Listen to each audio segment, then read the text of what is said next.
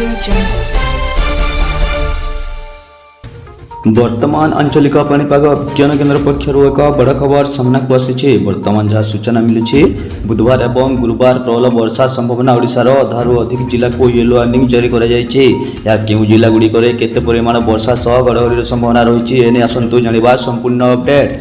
किंतु ता पूर्व वीडियो गोटे लाइक करूँ, चैनल को नुआ थिले सब्सक्राइब कर पाखरे बेल आइकन दबाई ऑल नोटिफिकेशन ऑन कर रखु जहाँफल कि यह लेटेस्ट पाणीपाग सूचना सर्वप्रथम पाइपर आम चैनल रे।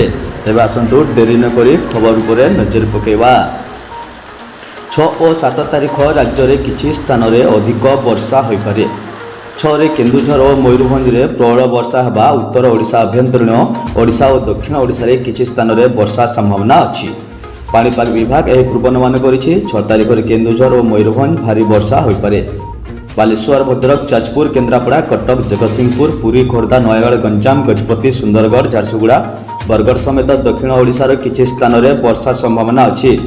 7 तारिख में केन्दुझर, सुंदरगढ़, देवगढ़, संबलपुर, झारसुगुड़ा और मयूरभंज में भारी वर्षा हो पारे। 8 तारिख में सुंदरगढ़ और झारसुगुड़ा में प्रबल वर्षा संभावना अच्छी। पश्चिम और दक्षिण ओडिशा रे किसी स्थान में घड़घड़ी सह वर्षा हो पारे।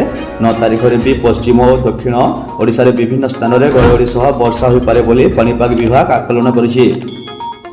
राज्य में मौसमी निष्क्रिय अच्छी। आसंता 13 तारिख में ओडिशा रे संलग्न उत्तर पश्चिम बंगोपसागर बा यार दक्षिण में घूर्णिबलय सृष्टि हो पारे।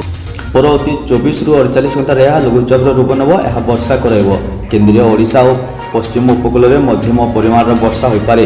पश्चिम ओडिशा रे प्रबल वर्षा होब, दक्षिण ओडिशा रे प्रबल वर्षा आकलन करिछि आंचलिक पाणीपाग विभाग केन्द्र।